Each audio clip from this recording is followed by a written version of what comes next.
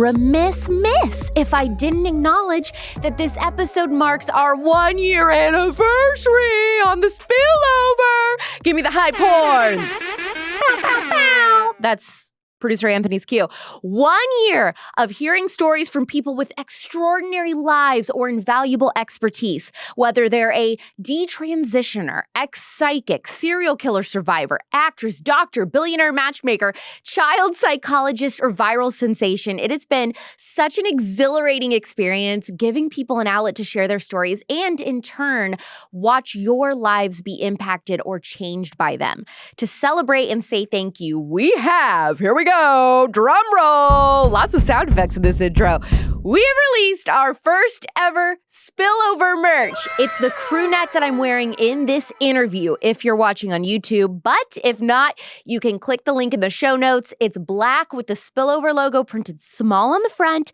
The sleeve says love you, mean it, bye, and it's printed super dainty and cute on the wrist, and then the back of it has a different hand-drawn teacup in our signature milky pink, representing all the different topics we cover on this show, from relationships to true crime and parenting. It's $40 and we only made 100, and once they're gone, they're gone. Go to tpusamerch.com or clink the link.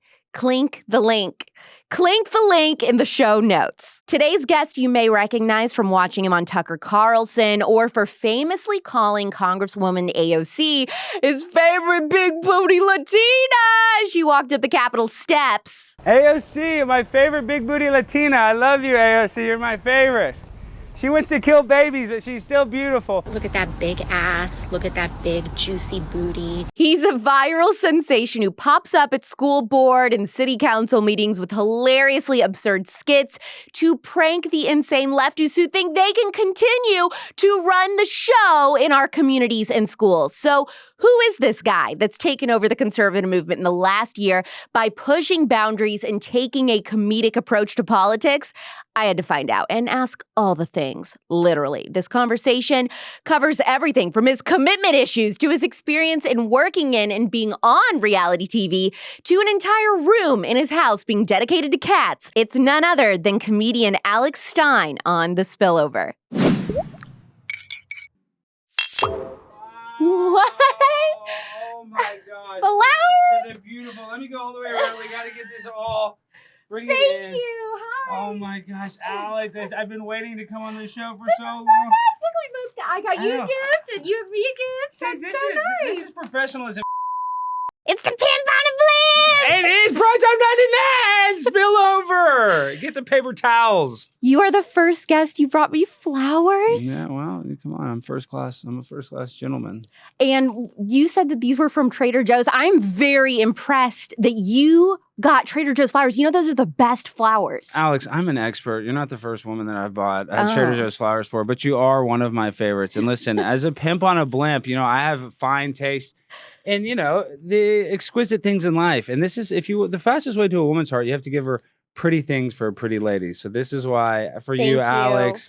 They are beautiful. He did a really good job. See, and I had to pick them out, This is nice. And that's the one I was vibing with the most. I mean, I feel like with you, there's always a lot of the pink. So I kind of wanted to go more romantic red roses. Gorgeous. Just to go, I want to connect with your heart. And then beautiful. Then the yellow, I figured that's just, it kind of reminds me of summer. And since summer's ending, and I get to come out to this beautiful, beautiful set, the spillover. And listen, we know, Alex, you got the POPlitics. I know you're, the viral sensation of the right wing, I guess. But like I said, it's an honor that I'm even get to call you a friend and come here with you. I mean it. Now I feel like I'm pop culture. Well, summer doesn't official. end. You're in Phoenix. Summer doesn't end in Phoenix. Hot girl summer goes on. We don't even have fall. Yeah, I did a hot girl walk earlier today. I was just sweating so bad. It's absolutely brutal. Yeah, but I'm from Dallas. I mean, Dallas, Dallas, the weather's not, I think it's probably a little hotter here, but come on, Dallas weather's not great either. Okay, so you're Alex. I'm Alex, obviously. I'm Alexandra. Are you Alexander? Well, I'm actually gender fluid, so you know that sometimes I am Alexandra. Depends on the meeting. It depends on if there's, a ladies' locker room I'm trying to change in.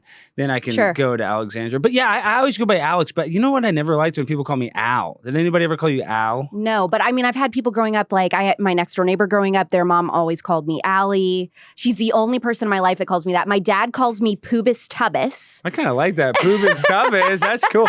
Well, and I get that Allie too. I don't like Allie that much either. No, Allie. No, it's too basic. I mean, honestly, I like Alexandra the best, but it's just like too long for media.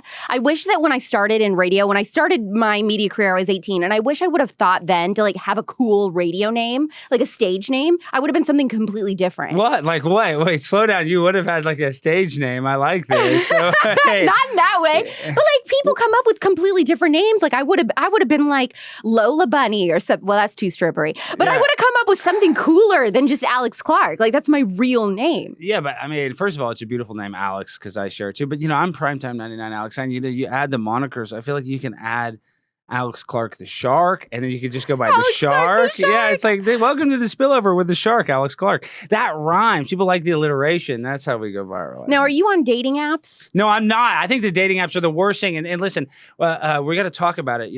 Primetime 99, not only am I a viral sensation, but I'm a failed reality TV star. And I don't know if we're going to get into it. But, we are. Okay. I spent an entire Saturday digging through online articles on you. I feel like I know your whole life story. I mean, like not enough, which is why you're here, because I have to follow up on some things. But yes, I've done my homework. Yeah, okay, well, let's talk about the online dating apps. I mean, in this day and age, too, not just because I'm a content creator and that, I'm, it's hard to date as a self-involved, like I'm kind of narcissistic, because I put a camera in front of my face and go. All of us are if we do this. Exactly. But I try not to think that I'm so narcissistic, but it's hard to date right now because when you look at the dating apps, you like swipe left because a girl has a Ukrainian flag when that could be your soulmate. So I get anxiety. I'm swiping left because it's like an episode of Jerry Seinfeld where do you swipe left on girls that are named Alex? Because I always swipe left on guys named Alex because I'm like, that's weird. You can't be the Alexes. Yeah, see, since I'm gender fluid, I kind of like to compete. I almost like a girl if she has my same name. So that's why you'd be swiping left to me, but I'd be swiping right to you. So we already got that settled.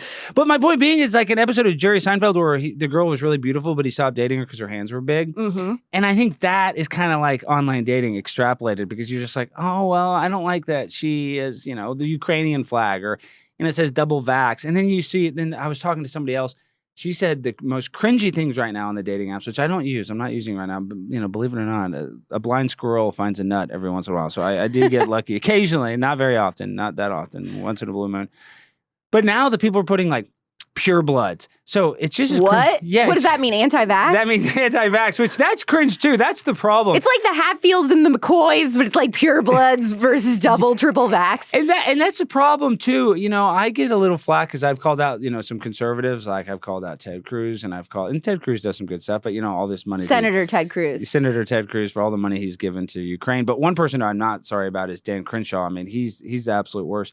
But my point being is sometimes the conservative side can almost be just as cringe as the liberal left. Not as bad. Now, Congressman Crenshaw loves the spillover. I'm sure he does. Yeah, because he loves hot chicks. But that's why he likes you. But you know who my queen is? Marjorie Taylor Greene. That's who you need to get on. She's like my mama bear. I know she's insane, but what? Don't make that face. Don't make that face. It just would be very dishonest of me. A few episodes ago, and we also, by the way, did you bash Marjorie? What did you do? No, you can say it. And she's so funny. Like, there's definitely a little sexual tension between Margie and I. Oh my God. I would definitely, if she, propositioned me, I would say yes. Is she single?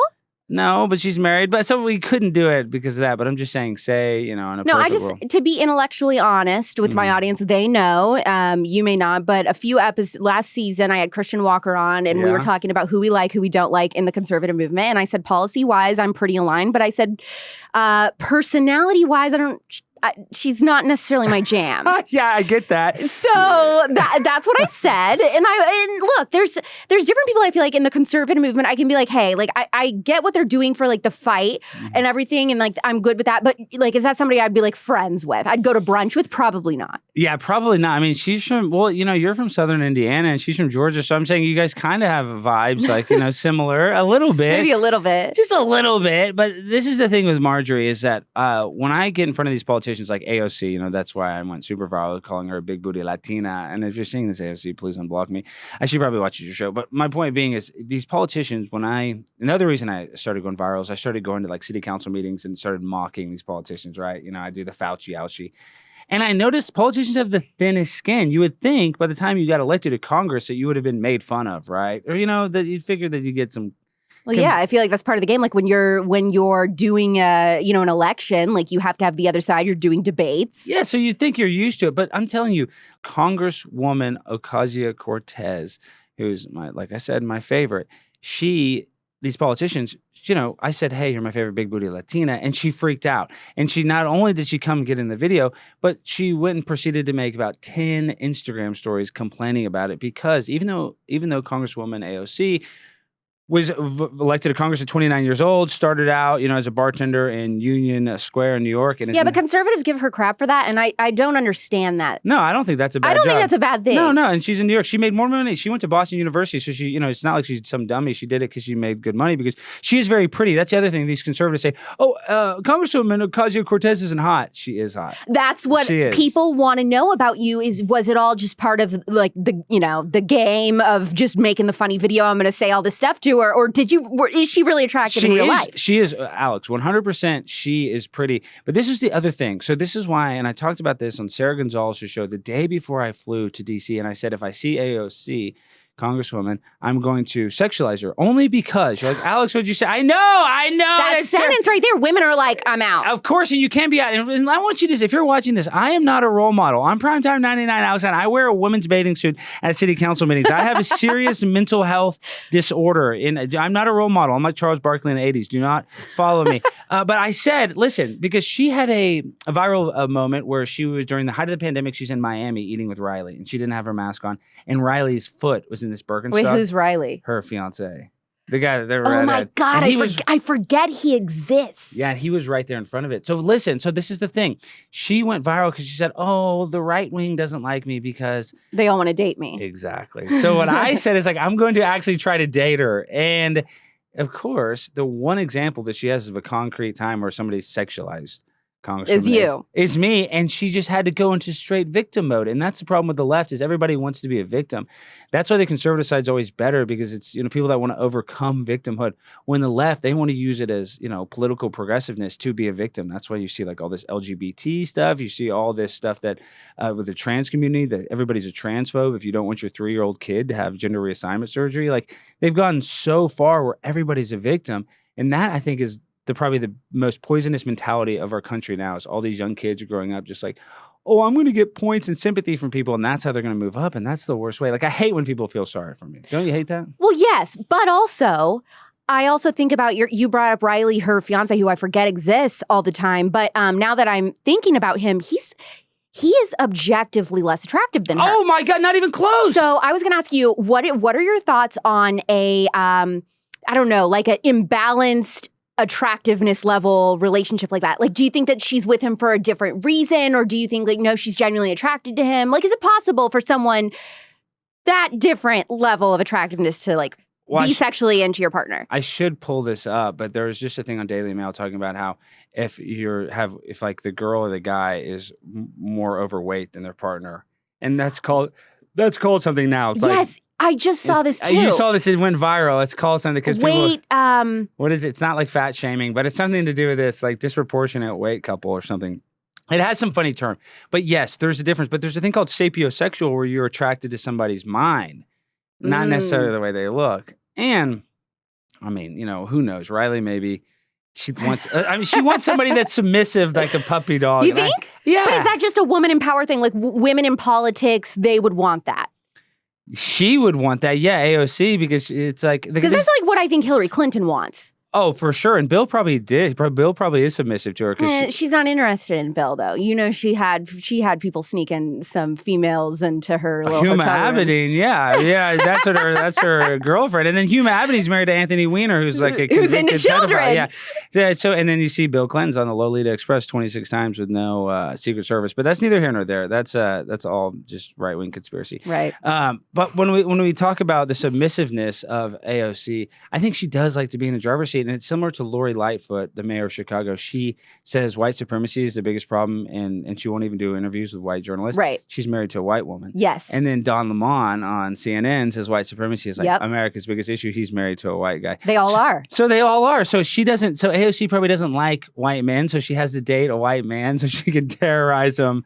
And the same way Lori Lightfoot probably terrorizes her fiance. Maybe she's not terrorizing him, but you know what I mean. Like, one of my most unpopular opinions in the conservative movement is that I'm obsessed with Mayor Lori Lightfoot because I think she's like a Batman villain.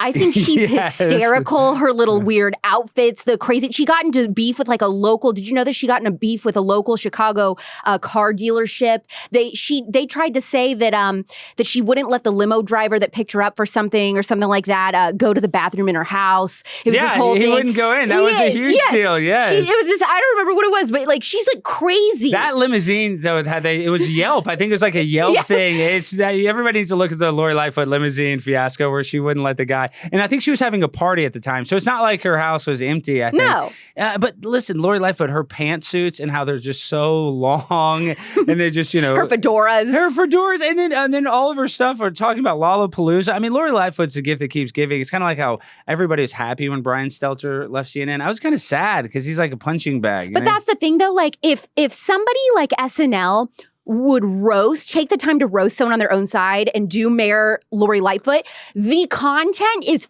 freaking endless. Endless. But they don't do it. I know. That's the problem with all political correctness. That's why we haven't. When's the last time you saw a good movie? Besides, like Top Gun. But I mean, when's the last time you saw a good movie? I mean, the most decent one, I think, was the Where the Crawdads Sing this summer, but that's not something you would like. Yeah, I haven't even heard about that movie. But if you look at the 90s, it's like Shawshank Redemption, American Pie. I mean, these movies that last the test of time. Pulp Fiction. They don't have movies like that. The top movie this year before Top Gun was Sonic the Hedgehog 2. No. Yes, it was. Sonic. Yes, the grossing movie. That was the second highest grossing movie before Top Gun. Yes, Sonic the Hedgehog. Is that before the pandemic? No, that was just like 6 months ago because people are mentally insane. How many times did you see the movie? I've never seen Sonic the Hedgehog 2. I just know this because everything sucks. Saturday Night Live sucks. There's nothing good. Like I remember growing up and always seeing new movies and Will Ferrell and these good freaking comedies. I do not know the last time there was like a Hangover type movie. That was like some sort of, transformational movie that lasts the test of time. We don't, and that's because of political correctness. Because people, every lead character has to be like a gay Latino dwarf. You know what I mean? You can't just have. I always say they've got to be like black Muslim with a peg leg. Exactly. They have to be. They have to be overcoming the odds. Yet they also are like the captain of the football team. You're like, this doesn't match up with the story. But yeah, that's, I think, our content. It just sucks right now. Now, the leading rumor about you in the conservative movement is that you're divorced. Oh, no, it's funny. I'm not divorced, never been married. But you know how they do those like fake wiki things? Yeah. A girl that I dated said we were married. We're not. And that's the other thing. Is that where this rumor started? Yes. No, I've never been married, no. But yeah, because like in something that said his wife, and her name's Lexanne, and she's actually still a friend of mine, and she's doing great. But so the D magazine, it's like a local magazine in Dallas, they wrote a hit piece about me. They're like, Alex Stein, right wing conservative. I'm not a Proud Boy, but they're like, oh, he's like Proud Boy adjacent. Everything is, everything it's like alt right. And they did such a deep investigation. They found all my girlfriends that I had tagged pictures with on Instagram or social media and contacted them. And so what did they have to say about you? They said good things because anyone that was bad, they were deleted off my social media. Well, what were the ones that said bad things? What did they say? They didn't find those girls because they're deleted off. Do you see what I'm saying? Yeah. The only girls that are on there's 3 ex-girlfriends. I still have like a picture with them. I didn't totally. That's very bold of you. Yeah, I mean, I'm a pimp on a blimp. You got to know that I did date a few girls. You got to notice that it's like kind of cred for you. Yeah, I mean, I don't know. I had good memories. We're at in the Bahamas. It's a good picture. I don't want to delete it. I mean, if I get married, I'll probably have to delete all that stuff. But see, if I delete a picture of an ex, so when I delete pictures, that's like me announcing everybody knows that we broke up. Yeah, I know. So I'm very strategic about when I finally delete that I'm like ready for people to know. So it's like it's a game. You never know if I'm single or not. Yeah, but when you do the total, where you just delete them, the total existence of them, it feels kind of bad. It's almost kind of like... I feel like you're not ready to let go maybe then. No, I mean, a little bit probably not. If I was dating a guy and this is what he said, well, I have memories with her, I'd be like, that's a red flag. And all my girlfriends would say that's a red flag. It is 100% a red flag, but I am one walking giant red flag. So, I mean, I would not disagree with that. Yeah, but I mean, yeah, you don't want to delete them because you don't want to let go. And I think you do cyber erase most of them, but I think you maybe keep one or two, maybe. How has it felt kind of blowing up all of a sudden in Dallas, which is where you grew up, right? Were you born and raised there? Born and raised. Dallas, and so now Texas. the whole city's like turned against you and they're like, watch out. Yes. Well, it's also because I'm suing. So Dallas County Judge Clay Jenkins, who's the worst, he sued Governor Abbott when Governor Abbott took away the mask mandate in Texas. That was before the federal mandate got lifted. This county judge in Dallas sued Abbott to try to keep the mask enforcement in place. So they unlawfully removed me. How it worked is I went and this guy, he'd gotten arrested, the Dallas County judge, twice in college for doing a panty raid. He got arrested for trespassing. So I brought this magazine article that was written about him and I started reading it. And he didn't kick me out, but one of the other commissioners kicked me out in Dallas. That's an unlawful removal because only the county judge can kick me out. So we sued him. They're trying to settle for $6,000. We said no, so we're going to court. So I'm suing the county judge. For how much? Can we ask? I'm asking for $250,000. Yeah, oh yeah, because they kind of gosh! arrested me. I mean, I Is that realistic? No, but that's how you play the game. It's not realistic if they settle. $250? I'm a pimp on a blimp. We need some money in the bank, shorty. What you drank? This lifestyle is not free. I was going to ask you because I feel like out of nowhere you had these viral videos. Now you just signed with The Blaze, so you've got a new show coming out in a couple weeks. Yes, which is going to be called what? Well, it's Primetime with Alex Stein. Okay, yes. But before this, what were you doing for a living? Okay, so this is the little of my backstory. You haven't watched my Tucker Carlson episode, My Biological Father, but this is basically what happened. So I graduated from LSU in Baton Rouge, Louisiana, and then I didn't really have a job, so I moved to Los Angeles. Didn't have any gig or anything. I put everything in my Tahoe, and I went and lived in the crappiest $1,000 a month studio apartment in Hollywood on Yucca Boulevard. It was like crackheads. This is before the fentanyl craze. This is like 2012 or 2011. So this is a while. So I lived there for 2 years, got some jobs, started working as a production assistant on some stuff, met some people. I booked an Ozarka water bottle commercial and a TGI Fridays commercial. I was eating some ribs. TGI Fridays? Yes, I was in a Fridays commercial. You can type in Alex Stein Fridays commercial. But, okay, neither here nor there.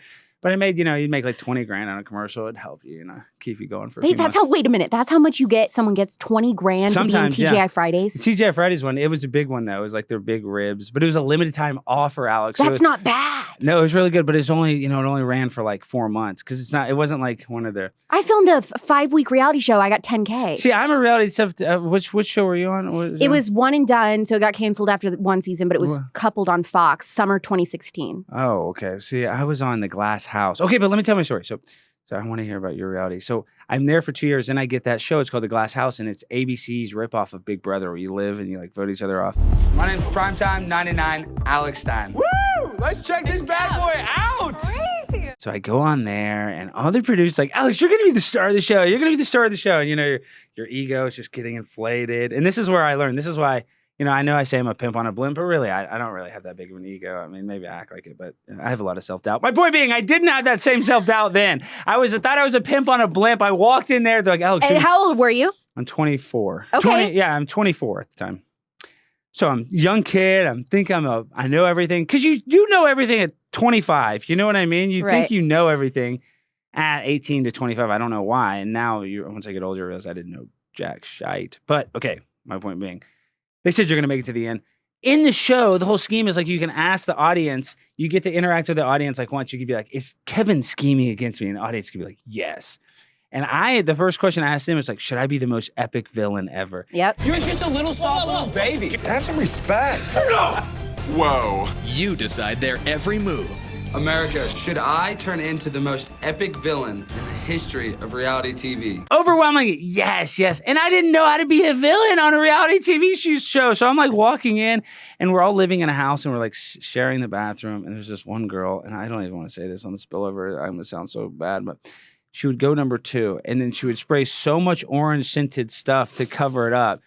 You'd walk in, and your endocrine system would fail immediately from just the hormones and the perfumes and the perfumania. We have to keep up this, this whole rumor that girls don't poop. And they don't. This one is just a special occasion. She was injured. None of them do, but this one was the one rare occurrence.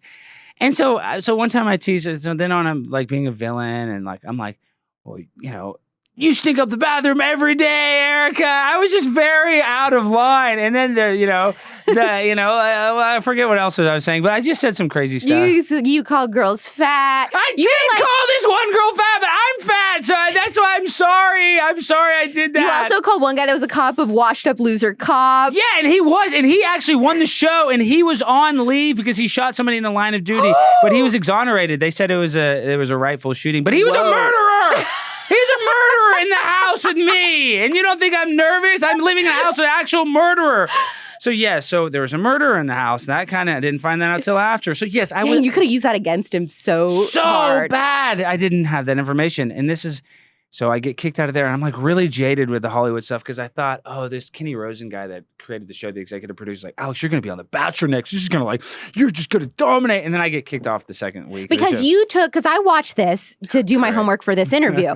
And so I was like, let me see him trying to be the #1 reality TV show villain of all time. And I was like, well, you did this the wrong way because you weren't a likable villain that we root for, that like the audience likes. You just were like, I'm going to be the meanest I can be, but not like a funny mean. No. Like you weren't like, you know what I mean? Like, okay, likable TV villain that's like still beloved is like Spencer Pratt. Of course, Spencer Pratt's the best. I love The Hills. I mean, he's so great.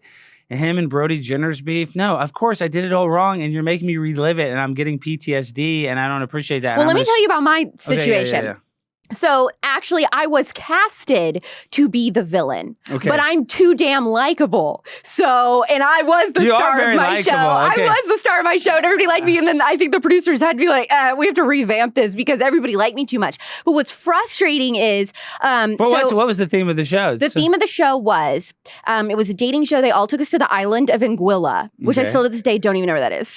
Well, it's like Turks and Caicos. Or something. It's somewhere. Antigua, Anguilla. Here's the thing. This makes me sound so dumb, but I don't know the difference between like where the Caribbean is and where the Bahamas is. So I don't. It's one of each those. Other. I think it's near. I don't know. I don't know. It's a tropical island. So they took us to this island, and then it was supposed to be like Tinder in real life. And this is summer 2016 that this aired. Okay, so this sounds all made up, but like the girls are staying on this island all together, no men. And then one by one every day, a guy would come by helicopter and land on our island, and we would each get like 5 minutes with this guy, like a quick meet and greet, like a quick chat, like you would on Tinder. A meet cute.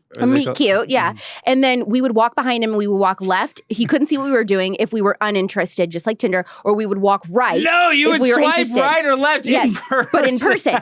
And then we would go to a second location. All the women that walked right on a guy would go into this little holding hut, and then he would come and see who had walked right. And he would choose. This is so complicated. This is why the show got canceled. But there's okay. It was too much. Sometimes there'd be 3 girls that there could be 3, there could be none. There could be none. There could be tons. And so this guy would see who all had walked right, and he would pick 2 to go to a mansion to do like a 2-on-1 date. And then you got to do the competition date, though. Well, so then it's a competition date, and then he chooses one of those girls to live with him and be coupled in this mansion, okay? And then the whole premise of the show was, at the end, do you want to be coupled in real life, like when you go back to the United States and live, or break up? And you fly off in a helicopter together, or one person is left crying on the island. And so... What happened? How did you get left? So here's the story about me. So number one, I was 23 and I took this life or death seriously. I was like, I'm meeting my husband on this island. And I have to cut you off. I want to hear a story. When they put the cameras on you, they make you sign the paperwork, they make you do the mental health. It feels like a competition game. Yes, it's like do or die. I know it's so easy to be the Monday morning quarterback and watch on TV. You'd be like, oh, you wouldn't act like this. No, you care. I don't know how they make you care, but you care. I cared so much, and I honestly forgot about my real life. So to me, everything was so serious. And the producers ended up having to tell me like, Alex, like you got to just like loosen up, like, because I was like, this guy isn't marriage material. This guy, I was taking it too seriously. And so anyway, what I found out later was my character, okay, so there were 2 things about me at the time or whatever that I'd said. I said, I'm waiting till I'm married to have sex, and I'm conservative.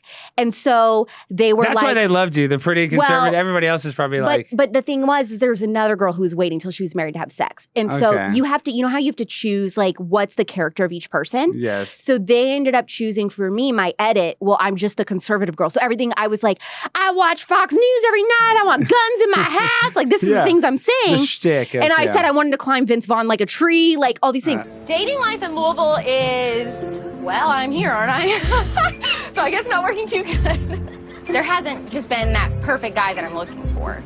I want a conservative husband. I want to live in the South. I want to have guns in my house. So here's the part. So there's very, very far right people that you and I both know. Yeah. Okay, like in the movement. Yeah, very far that right. despise me because I did the show. Yeah, because okay. the clips from the show, so I've never talked about this before. The clips on this show were edited because they didn't want to mess up the other girl's storyline and explain that my storyline was also waiting until I was married. So I was having conversations because I'm wild. I'm like you, like I'm like crazy on TV. So I'm saying things like, I said things like, I'm going to be 100% bangable 100% of the time. And I had said...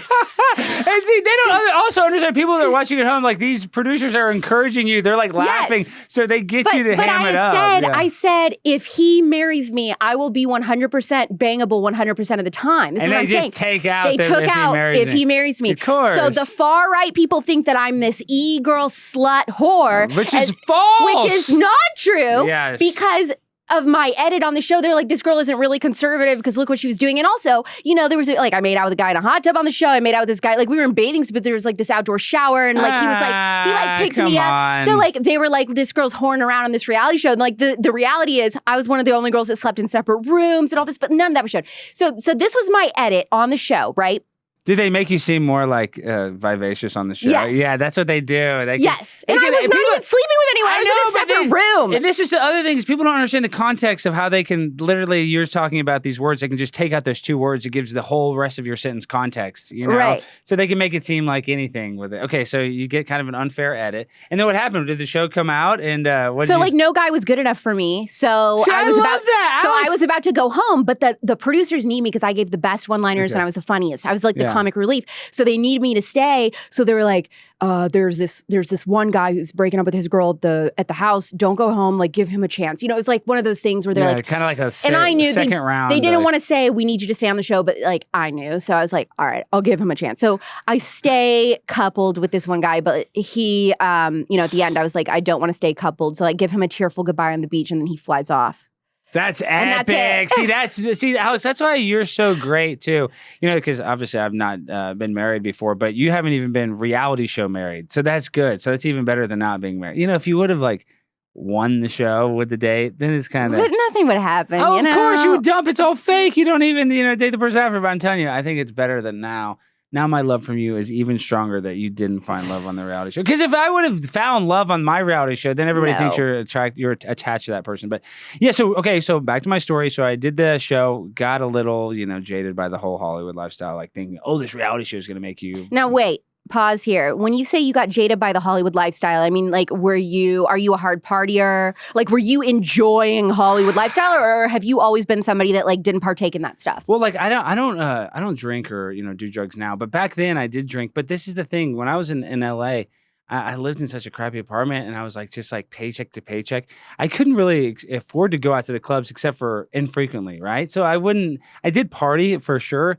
But my like LA scene was not like, oh, partying every night. Because I knew people that were like that. Like if they like worked a service industry job. They spend their whole check on bottle service. Exactly. And it's so stupid. I was just, no, I mean, that wasn't the lifestyle that I didn't like. What I didn't like is like always going from gig to gig, like becoming a production assistant on something and like always sending your resumes. Just the hustling was kind of hard.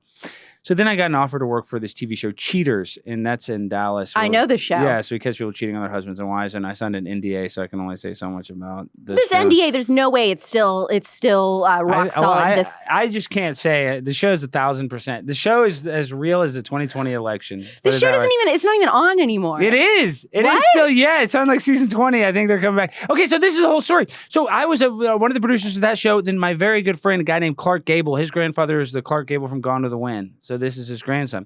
He became one of my good friends. I don't know if you know this whole story, but he was like a party animal. He was like, he grew up in Hollywood. He was that, like, lived the lifestyle. He had these pill mill doctors where he had like prescription. Oh, yeah. He had like a prescription to these California doctors, and they would like fill up his medicine. He would take like Xanax and all these pain pills and stuff. And I knew that, but he would come to work like totally normal. And he had a prescription for this stuff. Not that it makes it okay, but my point being, he was pretty, had a high tolerance, right?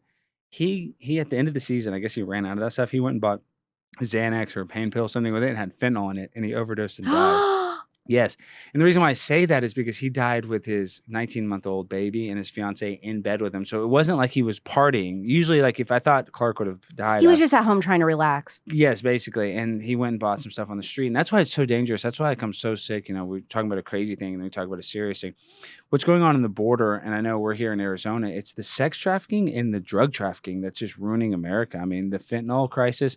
And I know you're young. I'm sure you saw other people that you went to school with that had like pain pill addiction. But now with this fentanyl, it's 10 million times worse because it's so much stronger. It's like one little thing of fentanyl and you die. So that's why it's really scary. The youth of America, how they're just giving this like cheap fentanyl that's made in laboratories and brought over the border like crazy. They even have cotton candy colored fentanyl. I don't know if you saw that story. Well, my point being is this fentanyl is taking out a lot of people. Over 108,000 drug overdose deaths this past year, and it's like the media, Joe Biden, they hardly even give it any attention. So that's really sad. So my friend dies of the drug overdose, and I totally lose it, because I was so close with him. I quit drinking. I quit doing, not that I really did any drugs, but just, I did. I was like, I'm not going to do any drugs. I'm going straight edge. And I did. And they said, oh, Alex, you're going to be the host of this show. So this is April of 2020. When we go to film, they hired... April of 2020? Right when the pandemic was starting. Yes. Yeah, but the pandemic started in March of 2020. Well, yeah, that's what I'm saying. So April, this is like right when the pandemic... This is right as the pandemic starting. Okay. The newest season. Clark had already died. He probably died like 6 months before this. They picked, and this is the height of the pandemic, they hired this guy named Peter Guns, and they changed his last name to Peter Pankey because Viacom is the one that distributed, the company that owns MTV. They didn't want like guns in his name. And they said, oh my God. Yes. And he's like a DJ. He's a black dude. He's cool. I like him. I have no beef with him for him. It's not his. He didn't take he took my job, but he didn't purposely take my job. He just got offered the job and I didn't. And they told me that you can still be a producer. I said no. And that's when I started my podcast. And that's when I started going to all these meetings right at the beginning of the pandemic. And then about a year later after that, that's when I started really going viral. And then that's how I got here today. Is that a long story? Yes, but it's like, but here's the thing. So you were then living in LA until the pandemic and during the pandemic when you moved back to Dallas? No. I've been working for the Cheaters. Have been in Dallas. I moved back in like 2013. Okay. So you've been in Dallas. I've been in Dallas, for that. And then I was, also, I don't like to talk about this. Everybody makes fun of me. I also have my dealer's license, so I'm technically a used car salesman. It's not something, I'm in the wholesale business. Yeah, I'll give you an instant cash offer on any car at any time. What kind of cars, though? I mean, all kinds of cars, cheap cars, expensive cars. Like, I'm in the wholesale business, so I buy from individuals and then take it to the auction. And everybody, this is why I don't like saying it, because my history teacher at Highland Park High School, and I went to a nice high school, Matt Stafford, the Super Bowl winning quarterback of the Rams, and I was captain of the football team. That's why I'm primetime 99 Alex Stein. That was my high school football number. I was curious about that. Yes, okay, but my point being is a history teacher said, Alex, if you don't pay attention, you're going to become a used car salesman. And then I became a used car salesman. It's not funny. Do not laugh at that. But and you still are. Well, no, not really, because ever since I signed my deal with the Blaze, I officially quit. Is it a fat deal? Is it a fat deal? Yeah. The Blaze deal? Yeah, like did they treat you well? Like, are you happy with it? Is it fat? Now we're fat shaming. Yes, it's as fat as Lizzo, and I like Lizzo. Because they gave you good real estate in the, I saw they put your poster up in the lobby right next to Glenn Beck. Yeah, I'm right there, right in the lobby, primo location.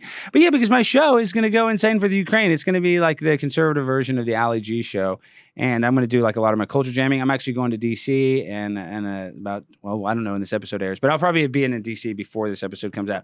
So I'm going to go get AOC, and my goal is I want to hire a Chinese actress to confront Eric Swalwell and say, this is Fang Fang, like the flirt Chinese with her? spy. Yeah, and then be like, she's pregnant and she's not going to get an abortion. No! Yes, because he would go crazy. And then I also want to get Ilan Omar, Congresswoman Omar, and, we're talking about Congresswoman Swalwell.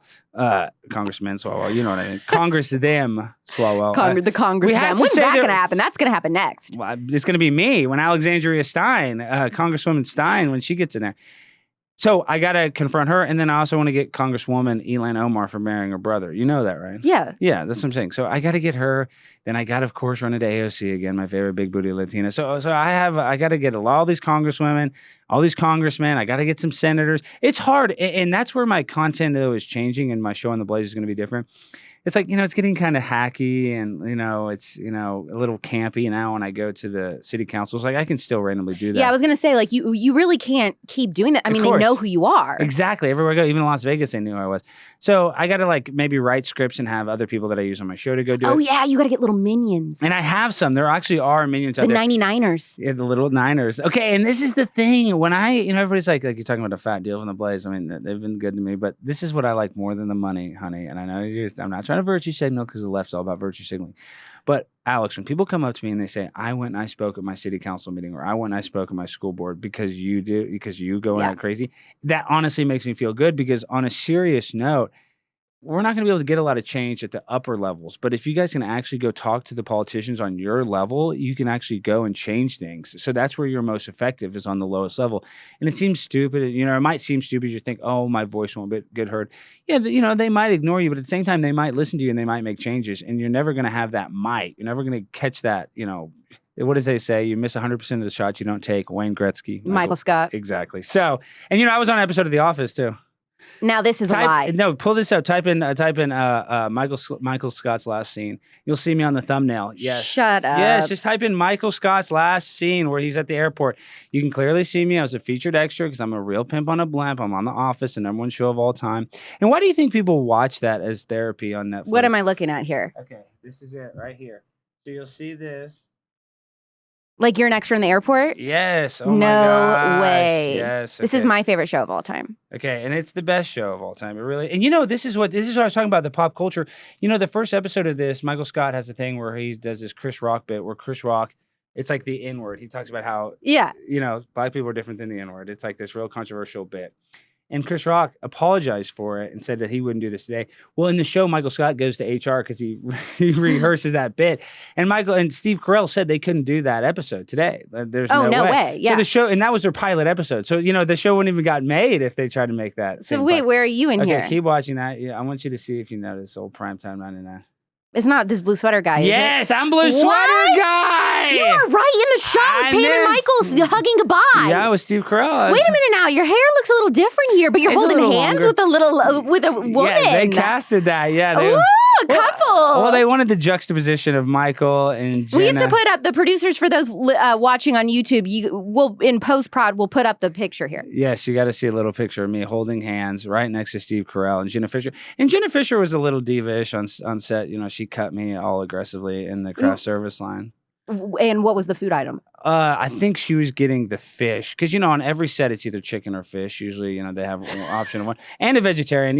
That's the other thing is people they get mad, and I hate to say this because it's making me gain weight, but I'm the plant-based pimp. I'm a vegetarian. And people in the conservative, yes, I don't even mean it. I'm a soy boy. I know. What?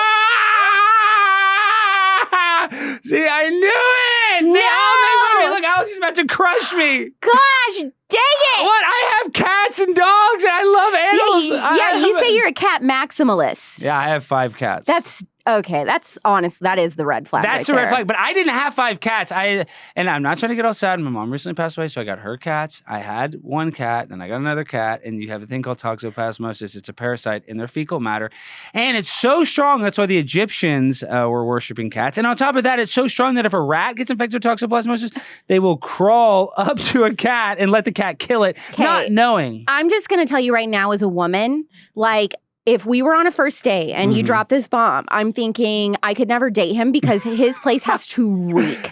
I'd say, yeah, it's kind of bad sometimes. Do you live in an apartment by yourself, or do you have roommates or what? I live in a duplex that I own, so it's not. I mean, it's just, but it's an old duplex. I mean, it's an older place. My house is nice, but you're right. I have one whole room that's dedicated where the litter boxes are, and it is not. Oh my God! What are your cats' names? Say them all. Oh my gosh. Okay, Sky Bear, Dusty, Kyle, Pumpkin, and Sky Bear, Dusty, Kyle, and Angus. So it's an Angus beef. And that's one of my favorite vlogs is I ranked my cats 1 through 5. People always come up to me and they're like, that's one of my favorite YouTube videos. So I'm a cat. Who's number 1? What? Who's number 1? Sky Bear is number 1. Sky Bear is the king. He was the first cat. He's the plumpest of the cats. And this is the difference in a cat and a dog. A dog is like a slut. Like a dog will sniff your butt and lick anybody. True. But a cat is like a supermodel. You have to romance it. You have to buy it treats. You have to get it a pretty collar. You have to make sure that they're taken care of, that they have somewhere nice to sleep, that they, have all the accoutrement that a nice high-class lady would have. So yes, it's a big red flag. You do not want to date me. And that's the other thing.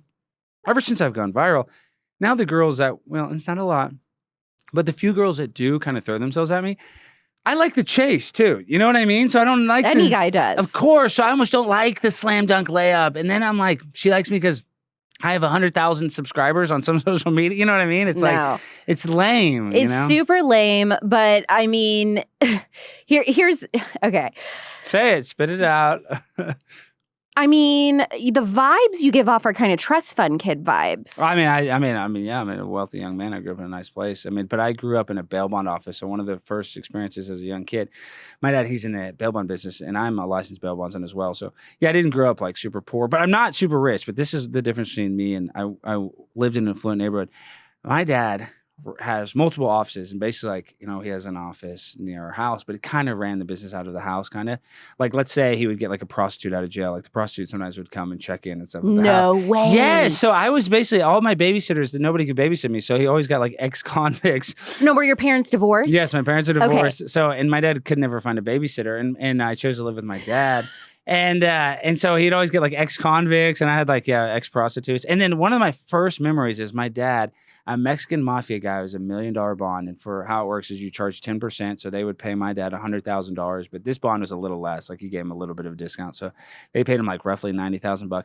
And when the Mexican dope dealer got out of jail, he said, I want my money back. No. And so my mom and I had to go hide in Florida, and my dad had to hide in California. Yes. So in the bail bond business, is not. This is very juicy. Dog the Bounty Hunter is like a family friend of ours. Yes. That says everything. That says everything about me. That's why I'm so insane. Like, Dog the Bounty Hunter is like just ripping cigarettes, like talking to us about how he He's had a sad, he passed away, right? No, his wife. No, it was his wife. Yeah, and so he's had sexy. a sad situation. I mean, all of that. Yeah, but it's funny you say that though. He was like, Dwayne Chapman, I'm not trying to call you out. He was like with a girl like 2 months later. Like, oh, really? So it's actually it's not what it was trying to paint it. It wasn't like a sympathy thing like everyone thinks. Well, they're pretty quick to rebound. I think it's okay to rebound. Like, I know people that, wealthy people that lose their significant other, and then I don't know. I think it's okay to go find somebody else after somebody dies. Right. And so when I was kind of looking up stuff about you to kind of learn a little bit more, because I don't know if you realize this, but you're kind of mysterious. Like, I am mysterious. Yeah, I'm an enigma. I like that mystery. You don't post a lot about, you don't post things about your personal life. Like, you stick to, like, the Alex Stein character, or is it a character? Well, I mean, it's a little bit of an... an embellishment, exaggeration. Yeah, that's how I am. Yeah, of course. And that's like, that reality TV lifestyle. It's like when a camera's on me, it just gets, I'm naturally want to kind of pump up for it. But yeah, like normally, no, I'm pretty calm. So yeah, there's not a lot. But what I did find was interesting was there was an interview that your dad gave, or he was asked about you. And it was sad because he had talked about how you mentioned your mom passed away. Yes. And they had asked him about, like, your stunts, like going to these city council meetings, going to school board meetings. And your dad didn't seem very supportive. Like, your dad was saying, essentially, like, he's very ashamed that you do this for a living, and that that your mom passing away, that your dad just felt like, well, it's kind of like that's how you deal with it. It's kind of doing this. Do you think that's accurate? No, that's 100% true. And this is the thing. It's like, my dad is, my biggest supporter, but he's just like a guy that, once again, worked in a bail bond office his whole life. He's just very pragmatic. And the idea that now that I have a show at the Blaze, and that, I'm like getting well known, and with like the people that like me, there's just it's like how you get a group of people that hate you, right? So, people have come after my dad. People have yelled stuff at him, said bad stuff. People have said good stuff too. So I think he's not used to, I guess, the attention that it's bringing. They're coming after him? Yeah, sometimes, yeah. See, this is why. Well, I live in Dallas. I live in a small town. So okay. in that D magazine is kind of a hit piece. Like, they, kind of talk to him about me. So in my town, it's, kind of wealthier people. So it's more conservative, but there are some liberal people that are like, why is Alex going after Congresswoman AOC? He does get a little kickback. See, I never post about or tag my parents on social media or anything because I'm terrified of that. Like, someone showing up at my parents' house and like trying to interview them and like all that. So I purposefully, my entire career, I've left them off. Yeah, I think if you look at my Facebook, I have profile pictures with my dad, and he has a Facebook profile, so people can figure it out, like, who he is. Not that he's like some celeb, but so yeah, I mean, but he's not getting that much heat. My dad's a crybaby. He just doesn't. So you guys have a relationship? My dad and I are super close. Okay. Oh my God, we're so too it wasn't close. Like he hates you and he was like doing a hit piece on his own son. No, and my dad and I yelled at him for doing doing that, they kind of like took him out of context, but he is honestly worried because I'm going to these meetings and I'm getting escorted out. I'm yelling at these politicians. I'm fighting with Congressman Dan Crenshaw. I mean, my dad is like, why are you going after senators and congressmen? That's what scares him. But is he that surprised? Like when you were growing up, here's the thing. Like Alex growing up in high school, were you class clown, always getting kicked out of class for talking type? Yeah, I was always in the principal's office. Yeah, in detention, AP. Yeah, no, this is nothing new. This is my whole personality. It's just now that it's like starting to work and I'm starting to get attention for it, I think he's nervous that I might go over the edge. And he's right. Like when I lost my mom, this is the other thing is, sometimes when I go and I'm going to have to call somebody out or I'm going to have to go do some crazy stunt and like not trying to get all negative and sad, but I can just think about what it was like and the pain that I went through losing my mom and nothing compares. Like literally nothing compares as bad. I can actually put myself in that moment. So I'm like, if I went through that, if I could go through that, then I can go through anything. And so that has radicalized me a little bit more to be fearless. Like it's not just the toxoplasmosis from the cat urine. I'm also crazy because I'm kind of fearless. I realize like one thing. But is that also because you're like 100 years old or? No, I'm not that old. I'm 35. I am a little older. The clock is ticking. What is Alex trolling me for? I got you those flowers, okay? I'm prime time. I am a little older, but it's okay. But first of all, I'm having a meteoric rise. I'm not trying to pat myself on the back, but you got to keep it up. You know what I mean? My point is like I got to keep on adding. That's why my dad's worried because now I got to go back to DC. So then I got to push the limits. I can't keep doing the same old hacky. Does your dad rag on you like, weren't you married yet, kind of a thing, or does your dad leave you alone with that? Like, what kind of dad is he? Oh, he wanted to get me a vasectomy when I was 18 years What? old. Yeah, my dad's probably the reason I'm not married because he's kind of a block. I don't know if I can say that. Yeah, you can say Yeah, well, he just does that. He's kind of doesn't want his younger boy to grow up and start a life. And I've had no siblings? No, I'm an only child. Do you wish that you had siblings though? Not really. I mean, I'm like Dwight Schrute. I would have absorbed my twin and eaten it into one. No, my dad's always been like, don't get married. And I am nervous about getting married because my parents got divorced and they remarried other people and they got divorced. So I lived through 3 divorces. Okay. So that's why I have a commitment for this is telling. Yes. Yeah. And so, okay. So maybe it's not like your dad is really holding you back from marriage. Maybe it's you a little bit because here's something I've noticed with guys that I've dated. And I've dated guys that are mid to late 20s and then also early 30s. Mm-hmm. They all have this issue, it seems like lately, with like taking this next step of commitment. And is it because we all grew up with just failed marriages as examples? That's what Does it freak you out?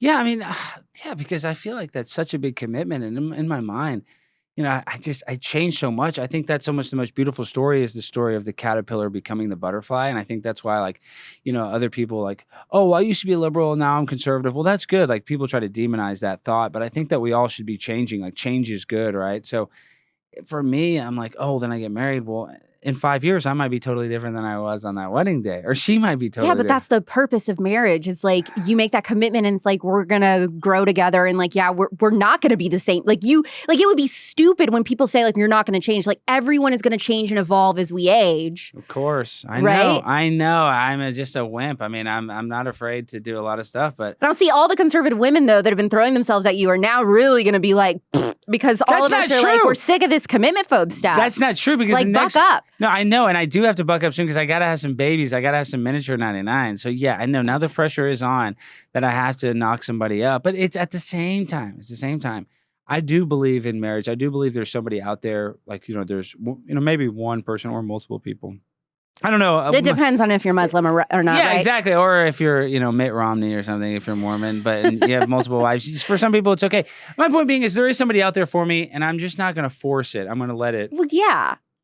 People are forcing it. I know people that force it, though. You have to know people that have already gotten divorces. But there's also a thing with these guys that are like, you guys that are in you're 35. Like, okay, I know.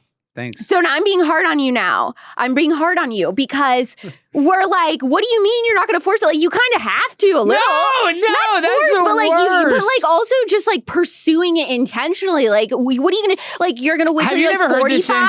No, but see, my eggs are still good. So technically I could be 45. Now see, that's a low blow. I know, not to you. I'm just saying, technically I could be 45 and still get a girl pregnant. But that's what's bullshit. That's what's bullshit. because you guys have the option I to know. do that stuff and we don't. We feel the biological pressure that you guys don't feel. You're 100% right. And that's the other thing. That's the first thing people need to realize is life is not fair. That's the other thing. People no, I swear, people think, oh, life is going to be fair. It's not fair. You're not promised a rose garden. As a matter of fact, life is supposed to be hard and it gets harder progressively. Like, it gets harder. It gets more hard, more challenging the older you get, I think. But no, you're right. And that biological clock is not ticking the same. So yeah, I know. I definitely I gotta knock somebody up very soon. So now you and I have beef over that now. But you also have beef with Dave Portnoy. Yeah, me and Dave are fighting like crazy, and he has a bunch of allegations. He's the one that has a clock. He's 45 and has no kids, so make fun of Dave. But I think he wants that, though. He just wants to stick it in, like, 20-year-olds. Yeah, see, I don't like that. And then now, so my beef with him, one of my videos that went viral where I was speaking in Las Vegas, and I talked about how my wife's boyfriend got her pregnant, and, basically how they got me too drunk, and I lost all my money in Vegas in that. I slept, all these people were doing the vaccine at 4 a.m. This whole spiel. And Chad Johnson, the NFL football player, he shared it. So then Barstool Sports shared it. And they took it down like an hour later because they're trying to say that it was, demonized gambling. He owns a gambling company. So I called him out. I was like, the same place, the platform's Dave Portnoy, who has heinous allegations, won't even keep my content up. And then he quote tweeted that and he started the war. And then he invited me on his podcast and then rescinded his offer to have me on his podcast. And that's where he got killed and ratioed. And so, yeah, now I got beef with Dave. I got beef with the pizza boy, Dave Portnoy. So if you're watching this, I'm coming to eat your pizza, buddy.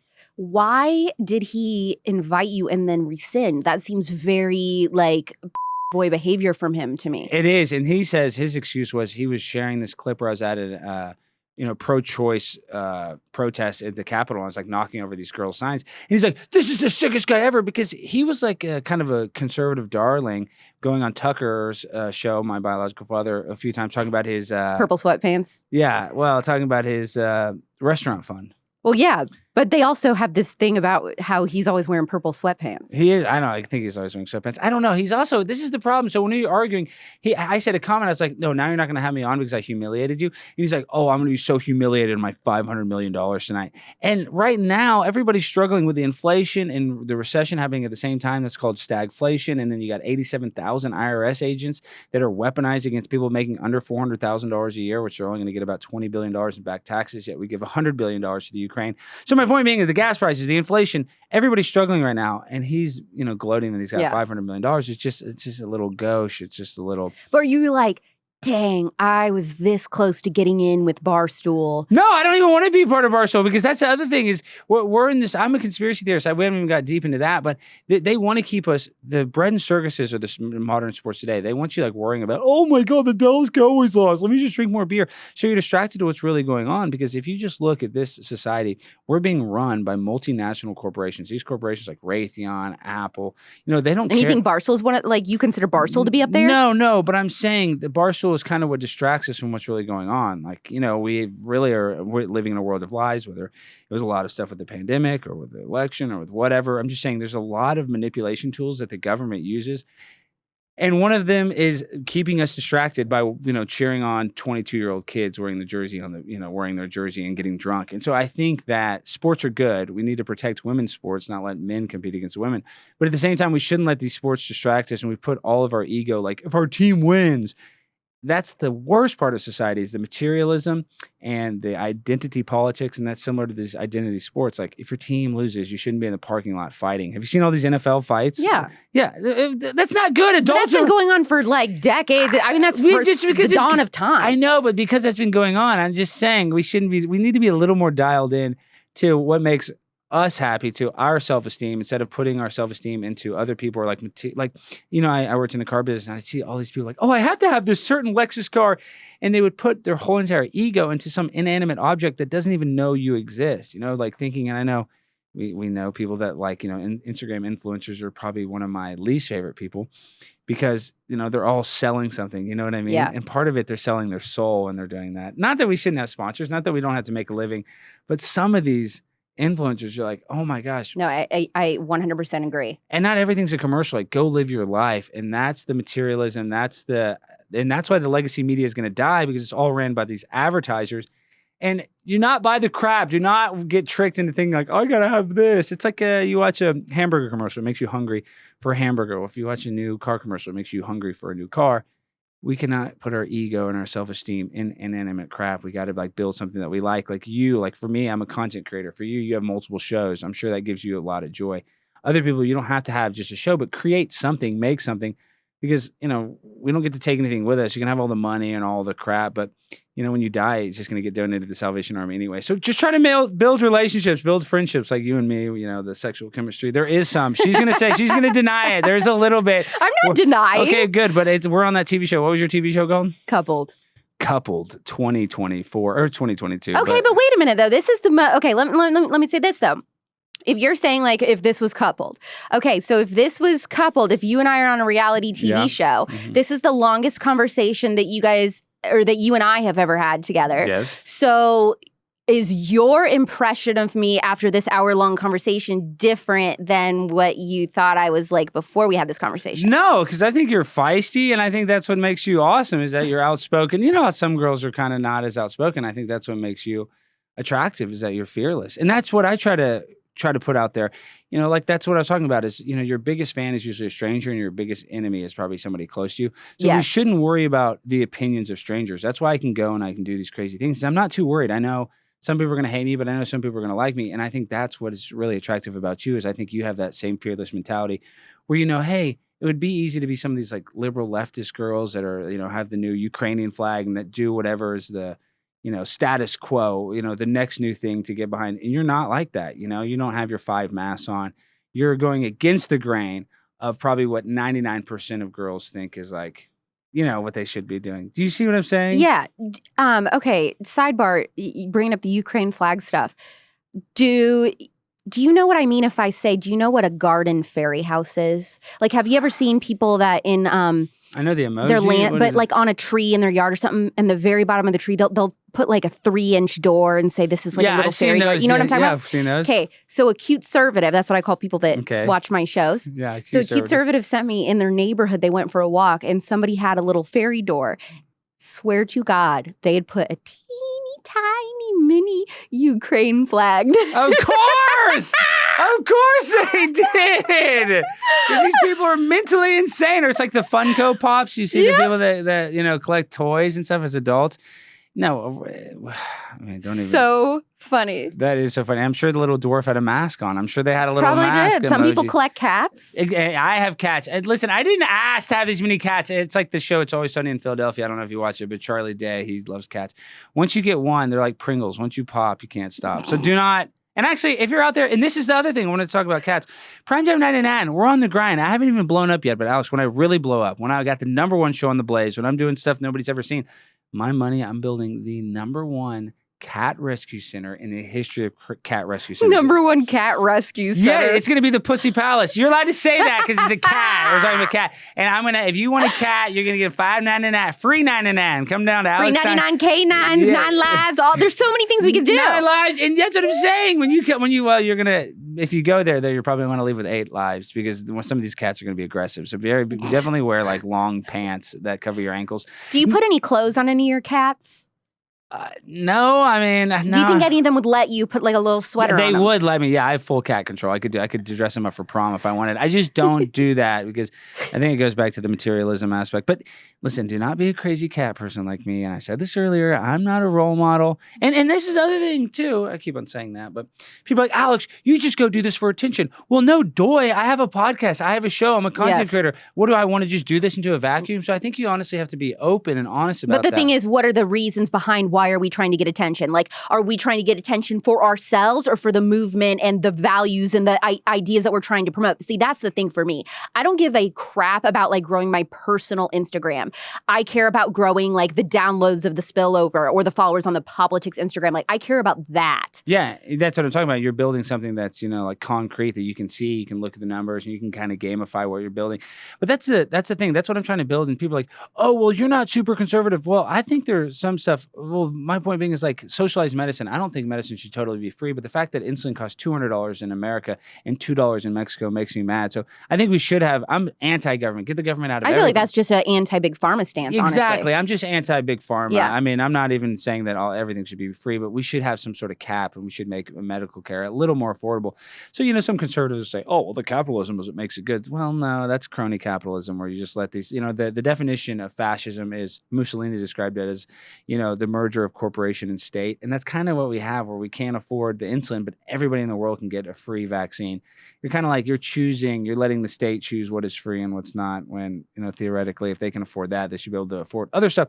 So this is my position is I'm anti-establishment. The left wing and the right wing are on the same bird. And there's some people that are on the right that capitulate and think, oh, well, they're on our side, when really they're not. They're basically globalists that care about the world, and we need to care about America. So that's why I'm anti-establishment. I do not like the people that are calling the shots.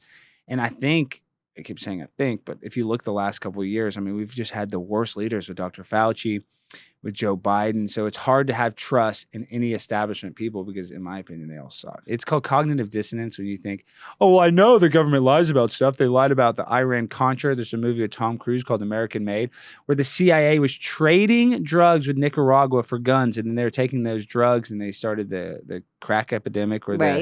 And that's all declassified. So if these alphabet agencies will do that, they literally will sell cocaine. There's crooked people doing crooked stuff. Do not have the cognitive dissonance where, oh, they have our back. And if they're in power, they have our best interest. They do not have our best interest. The only person that can have your best interest is you. And so that's why we do not like idolizing politicians and idolizing celebrities is like thinking that the stripper is actually your friend. She's not. She's just your babysitter because your dad couldn't find anybody else. Exactly. That's me living with a stripper babysitter. Okay, so Prime Time with Alex Stein is the new show coming out on the Blaze. Yes, it'll be out towards the end of October. We're building the set right now, and I definitely want to get. What are you your on the colors? show. I'll show you. I'll show you the mock-up. But we got to be kind of a little secretive about it because there's. Just show me and I'll give my genuine reaction. Okay, this is it. Hold on, let me pull it up. And so it's just a little bit of inside baseball. This is. Is it a primary, like, is it a podcast like this, like Apple Podcast, Spotify? Is it a YouTube show? It'll be both. It'll be, obviously it'll be on YouTube and we're on like Fire Stick and Roku. But so this is what it's going to look like. And we're going to be floating. Do not tell them what it is, but we're going to be floating through downtown Dallas. Wait. Can I say like what this reminds me of? Yes, you can say what it reminds you. It reminds me of Hey Arnold's Room. Okay, well, it's Do not you know that. what I'm talking about? Not really, and I watched that show like crazy. Why? Hey Arnold's Room? You don't remember Hey Arnold's Room? I remember How Hey iconic Arnold. it was? Not really. Dude. I don't. Google Hey Arnold's Room real quick. Yeah, because I watched every episode of Hey Arnold's Well, you didn't watch every episode very close. I just don't remember. I don't remember. He had the coolest room. Every kid wanted it. Oh, yeah, he has a really cool room. It is kind of like that. Is like that, right? Yeah. No, this is really cool. Wow. Okay, I like that. I like that vibe, but you'll see it's going to be, and the show's going to be different because it'll be an hour and a half. It'll be live, and I'll have guests on it. But at the same time, what my show is going to be different is I'm going to go do what I call culture jamming, where I go and I do these stuff, where I go to these protests, and we're going to be reacting to the content that I do. Like I was describing kind of who I am or who I think I am. Did you ever see the movie Nightcrawler with Jake Gyllenhaal? Yeah, because I'm a true crime fanatic and I know everything Zodiac Killer. So yes. Exactly. So he in the show was a stringer. Is that somebody that goes to accidents like in the middle of the night and gets like the first on the scene footage?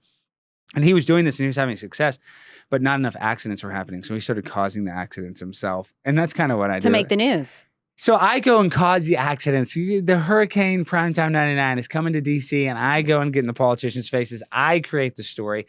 And so that's what's going to be different about my show is I'm going to be making the news and then commenting on it. So and this is the other thing is I've been doing this by myself. I mean, I have some experience. I produced, on a reality TV show for years. So I'm not like just some total newbie. But my point is I've done this basically by myself. And now that I'm going to have a team behind me. Oh, the sky's the limit. Yes. It is awesome. And I want to just really congratulate your team, everybody that works on the spillover, Angelo, Valentina, Salt of the Earth. Everybody here at Turning Point is so nice. And that's like, I don't even want to kiss Charlie Kirk's butt, but like going to the events like SAS and all that stuff, it's the best energy because it's like we're going in the right direction. I don't know what liberal college, events like that. They don't have it. Exactly. It doesn't exist. So when I was in college, I didn't even care about politics. Seeing this youth, it actually gives me hope because I kind of want to be black-pilled and be negative. But when you go to one of these turning point events, you're like kind of like, oh, well, this gives me hope. There's like young people that are hip to what's going on. So that's why I really respect Turning Point. That's why I really respect being here. And even though you ageist me by making fun of my age for not being married, I'm going to get married maybe to you or maybe Valentina. Maybe Valentina. Hey, anybody, if you're single, please, you can see hit me up on Twitter, Instagram. I'm all over the internet. If you cannot find me, you're not looking hard enough, please. But he's not on the dating apps.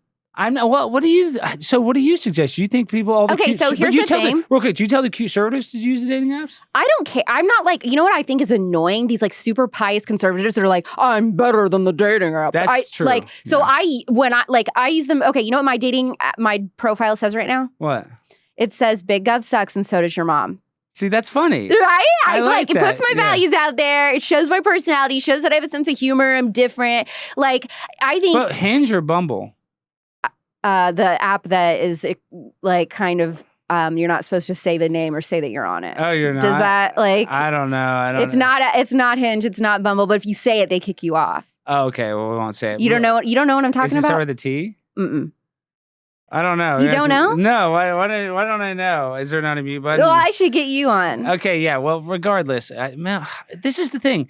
I don't like it because it seems so sterile where I'm swiping left and it almost gives me anxiety. And then do you not have the problem because you're so pretty? Don't you get too many people hitting you up? Don't you get overwhelmed? Because the app that I'm on, it's all freaking like LA granola hippie liberal losers. Some guy, there was a SNL writer on there, so it's all. That's cool. But it's all people that like work in this industry, and so they almost always lean left. So actually, I don't get that many matches because I put my values out there, and I think a lot of the guys on these apps don't share those values. Now, if I were to get on Hinge or Bumble, then I think maybe. But I've done that before, and I feel like that's the problem. I'm finding guys like you that won't like commit or do anything. I'm like, this is so stupid. So that's the problem. So I'm trying it now, but it's like, I don't know. It's not easy, guys. Dating in this day and age is extra hard. When our parents were dating, they didn't have the internet. And I think we have too many options. That's the problem. Is we're getting overloaded.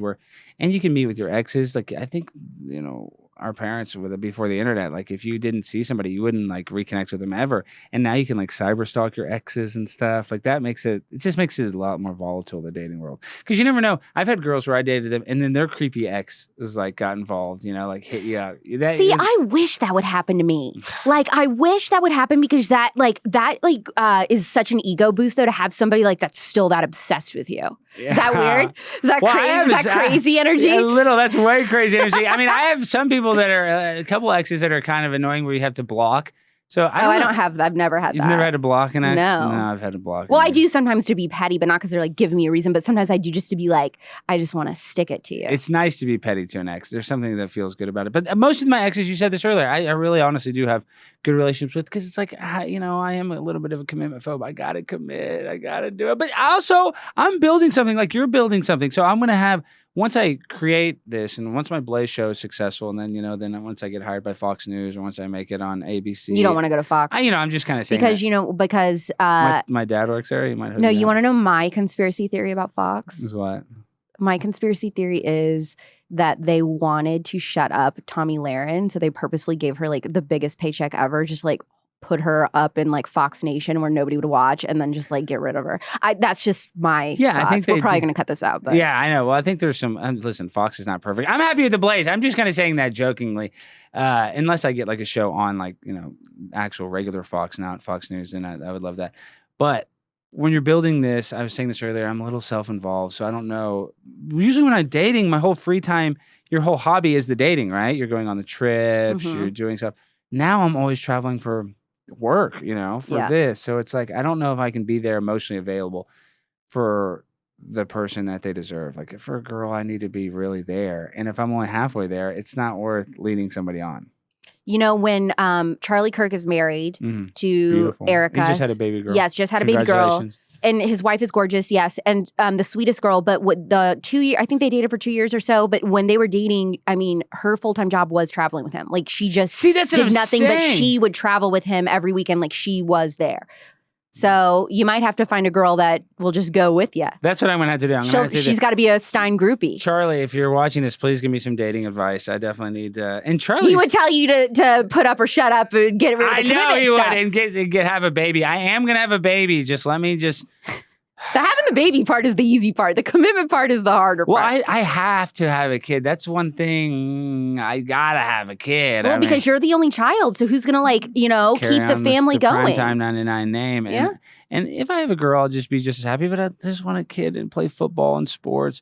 I loved my high school football. People make fun of me. You can't let it go. But like school sports, it's still my favorite thing probably I've ever done. Well, if you and I were married, we would be Alex. We'd just be the Alex Stein. We'd be the Alexes. It'd be Alex Stein and Alex Stein. It'd be beautiful. Isn't that strange to you? Yes, but the world is strange. The world is incredibly strange. When you were born, it was not. Nobody's like, hey, this world's gonna be really. It could normal. be Alex squared. We could be a power couple. We would take down the whole liberal world order, just us two, just our energy. And I think we would make some beautiful kids. I know we'd make some beautiful kids. Were you an athlete at all, or did you play any sports or anything? No. Well, that's even better. So then we have a raw canvas. We can. I was the, like how it's required, you have to run a mile. But yes. In high school. So I am so tiny.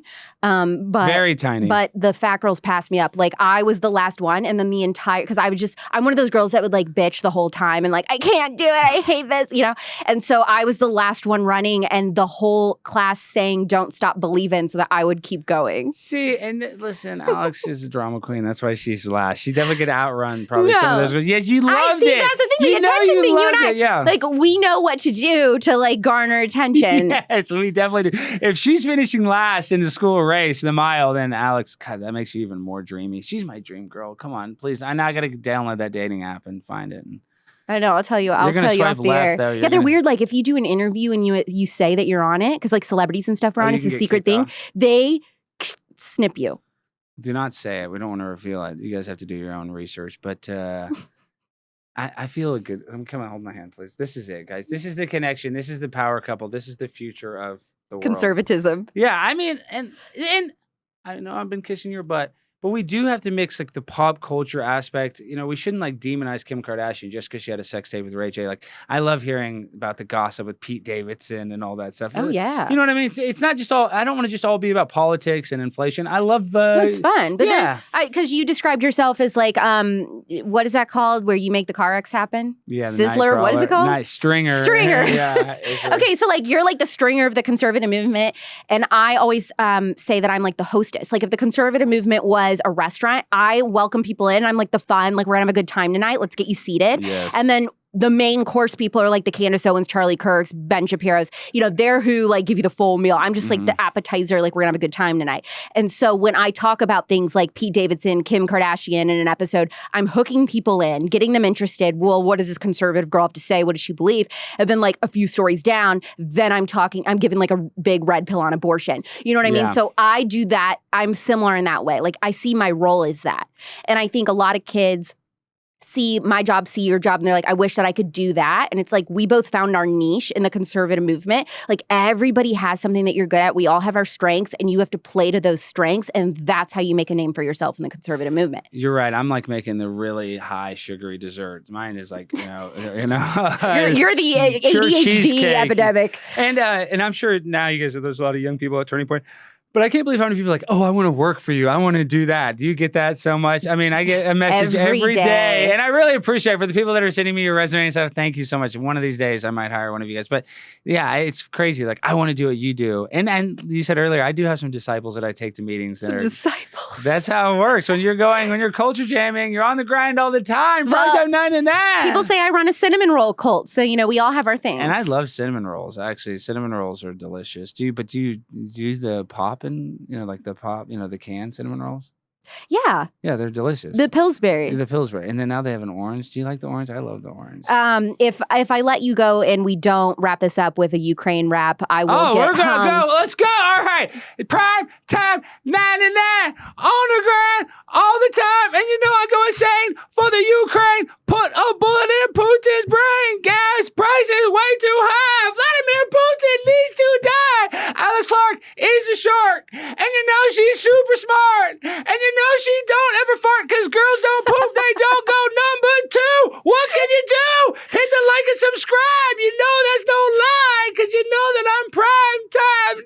land. And you know I grind and shine. Turning Point USA. We love you every day. Now let's go, baby. We did it. Oh my gosh, my heart. It's not the myocarditis that's affecting my heart right now. It's just pure love and good energy. My heart's beating. All right, so we have to wrap this up. Absolutely incredible. Went by too fast. I am going to be, though, in your neck of the woods this weekend. Yeah, we need to go get some dinner. We need to go to some high-class places. Should we grab drinks? I would love to. Yes. No, seriously, we have to. And then then you guys will see the post recap of the show. It's like a reality show. It's like a reality show. Exactly. So yeah, I think this interview went pretty well. You might have earned a date. Oh, I did it! I earned it. I'm buying drinks. My treat. We're gonna go somewhere nice, fancy. All right. We're gonna have a good time. You'll see. Oh my God. The flowers were a very nice touch, I have to say. I was actually more surprised about the 5 cats and him being a vegetarian than I was about the commitment issue stuff that he revealed. And I need a freaking comedy series based on his life with the bail bondsman dad asking random hookers and convicts to babysit his kid. That is one of the funniest stories I've ever heard about someone's childhood. Also, if you were paying close attention in this episode, then it should be obvious. I shared a life update about myself. With last week's episode being a heavy firsthand account of 9/11, I wanted to do something really fun and laugh out loud funny this week. So since I love doing hard 90-degree turns each week with completely different subject matter, next Thursday at 9 p.m. Pacific, midnight Eastern on Apple Podcasts and Spotify and anywhere else you get your podcasts, expect a really deep theological conversation. If you want to see the flowers that Alex Stein gave me, watch this episode on the POPlitics YouTube. Do not forget to check out the limited edition spillover crew neck in the show notes. Clink the link. And this week especially, leave a 5-star review for the spillover and let all of us that work on this show know what it has meant to you for our first year anniversary. I'm Alex Clark, and this is The Spillover, and I really love you. Mean it. Bye.